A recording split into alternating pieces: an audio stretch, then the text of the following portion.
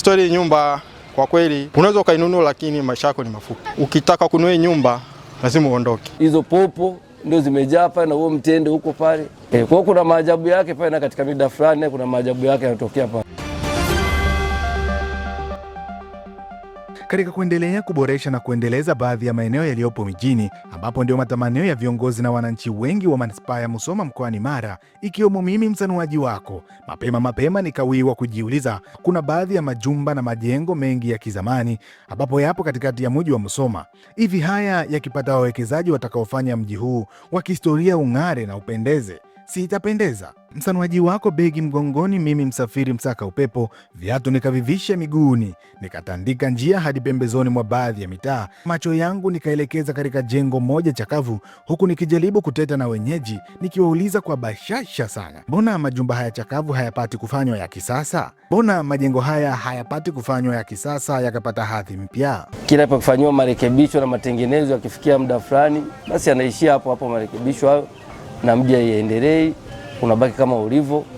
Unaona?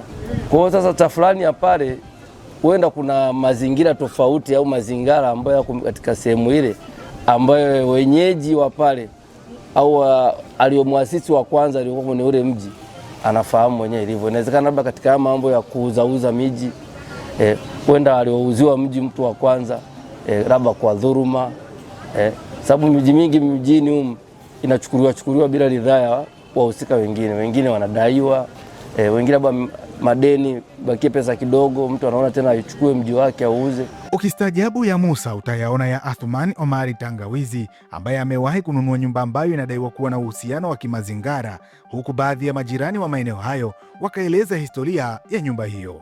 Hii nyumba ilishanunuliwa na watu wengi sana. Mara ya kwanza alinunua mzee Tangawizi, alishakuwa marehemu. Hakanunua mzee mmoja anaitwa mzee Malela, leo amekuwa marehemu. Ikanunuliwa na hospitali moja Stoppers, akainunua akazungusha ukuta, lakini ikashindikana, inaonekana naye hayupo. Mpaka sasa hivi jumba limebaki kama hivyo, kama gofu, na kila mmoja akinunua nyumba inaonekana maisha yake yanakuwa kama mafupi, jumba lenyewe liendeleze. Ukitaka kununua nyumba lazima uondoke. Kuishi kwake kama ukinunua ni kazi ngumu sana kukaa kwenye nyumba. Kuna mapopo ambao wanaishi hapa. Hawa popo na ina wanyama fulani wanafanya kama binadamu, wanakula zile tende. Na hawa popo wanaondoka wanarudi kwenye hiyo nyumba hiyo.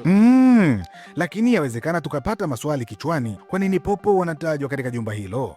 Hizo popo ndio zimejaa pale na huo mtende huko pale. Popo ndio nyingi na nini. Na hapo kuna kichochoro kinapita.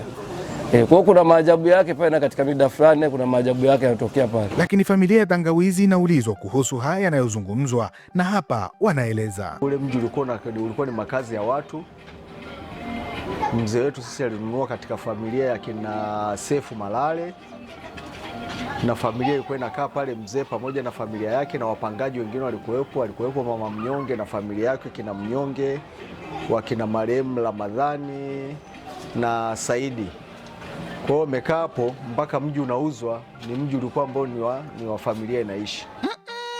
Karudi baba mmoja toka safari ya mbali, kavimba yote mapaja na kutetemeka mwili. Watoto wake wakaja ili kumtaka hali. Maneno haya yalirejea kichwani kwangu huku nikimsikiliza kijana wa mzee Tangawizi. Baada ya mzee kuamua kuhamia Bweli, aliamua kuuza ule mji kwenda kufanya makazi yake mengine Bweli.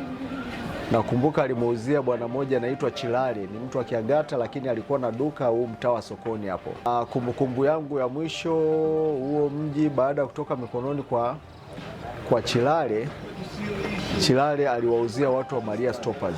Sasa kutoka kwa Maria Stoppers na mpaka sasa unasimamiwa na nani, hiyo hatujajua na ni kwa nini umetelekezwa. Jicho la msanuaji likaendelea kuangaza kwa kina kuhusu maendeleo ya mji wa Musoma, huku tafakuri ikibaki kichwani kuwa mazingira kama haya itakuwaje? Tunaonaga bibi mmoja tu ndio analimaga mahindi eneo lote lililozungushiwa fensi.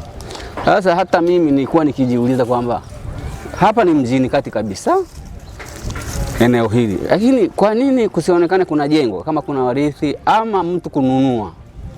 nilikuwa nikijiuliza kwa muda mrefu sana. Tuandikie maoni yako, na kwa haya na mengine mengi usiache kutufuatilia katika mitandao ya kijamii ya Mara24, Mara24 Online TV kila siku.